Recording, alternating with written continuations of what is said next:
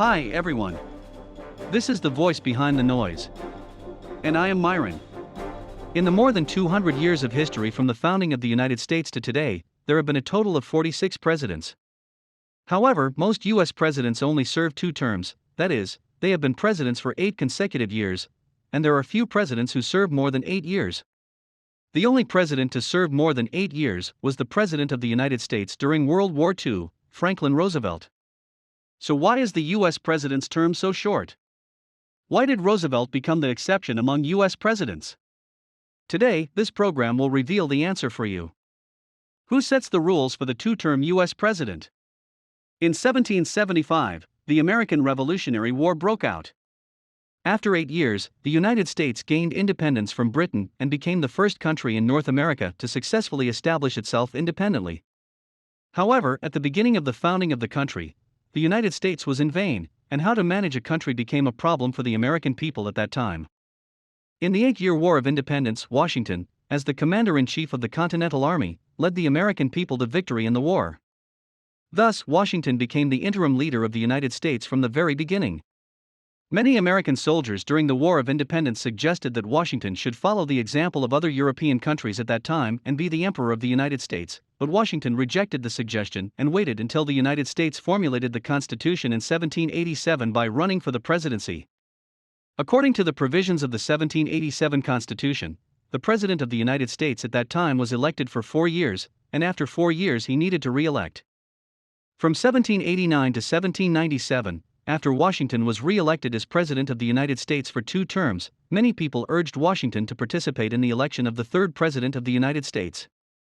However, Washington refused to participate in the 3rd U.S. presidential election because he wanted to leave an example of not coveting power for future generations, and returned to his hometown to spend his later years. Before leaving the presidency, Washington also left a farewell message, warning American citizens to prevent individual authoritarianism. Therefore, it has become an unwritten rule in American history that the President of the United States can be re-elected for a maximum of 2 terms.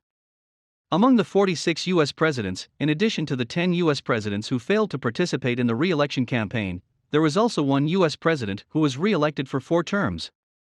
So, how did the former U.S. President Franklin D. Roosevelt break the unwritten rules set by Washington and serve 4 consecutive terms as U.S. president?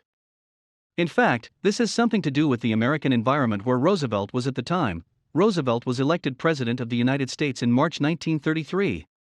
From 1929 to 1933, the United States experienced the worst economic crisis in human history, known in history as the Great Depression. And Roosevelt, who was running for the 32nd U.S. President at that time, actually replaced the 31st U.S. President who failed in his re-election campaign, Edgar Hoover. After U.S. President Roosevelt took office, he took measures such as rectifying banks, increasing financial subsidies to farmers, and vigorously developing infrastructure construction, which helped the U.S. get rid of the economic crisis, which is called Roosevelt's New Deal in history. It is precisely because of Roosevelt's New Deal that saved the United States from the worst economic crisis in history. The second reason that affected Roosevelt's success in being re-elected for 4 terms was the outbreak of World War II. In 1939, Germany invaded Poland and World War II broke out, but the United States did not directly participate in the war at the time. It was not until 1941, when the Pearl Harbor incident broke out and the Japanese attacked the U.S. Pacific Naval Base, that the United States was forced to be involved in the war. In fact, the impact of the Pearl Harbor incident on the United States in history may be more serious than we imagined, because the Navy at that time generally believed that cruisers and battleships were the main force of naval warfare, and aircraft carriers were only auxiliary weapons. In Pearl Harbor, most of the American fleet lost were cruisers and battleships. At that time, the U.S. military had already made the worst plan to land from the West Coast and hit Chicago all the way. The retreat of the U.S. military on the front line made the American people very panicked at that time. At this time, a stable, long-term leader who kept the policy unchanged was very important at this time. Therefore, Roosevelt successfully maintained his 2nd term at that time, and won a 3rd term, leading the American people to fight against the Axis powers such as Japan and Germany. Roosevelt's 4th term was in 1944. At this time, the Second World War was drawing to an end, and Japan and Germany were already losing ground on the battlefield. However, the situation on the battlefield is changing rapidly, and the American people, and even the US military cannot determine what will happen on the battlefield in the future. Therefore, Roosevelt successfully won a fourth term in the external environment and in the great voice of the country. At that time, there was a popular pet phrase in the United States: don't change boats when the boat is in the middle of the river. However, Roosevelt's physical condition at that time was already very bad. Roosevelt only served 79 days in his fourth term and died of illness. Roosevelt was succeeded by then-President Harris Truman. In this way, Roosevelt held the record for the longest term in office in the United States.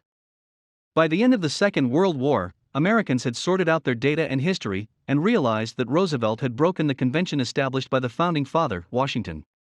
Moreover, in the process of studying history, some people criticized Roosevelt's actions during the New Deal and World War II, believing that Roosevelt was too authoritarian.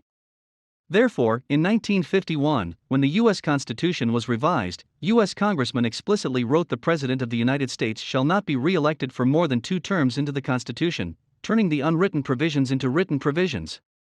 From the perspective of later generations, the reason why Roosevelt was able to be re-elected as President of the United States for 4 consecutive terms in history did have many coincidences.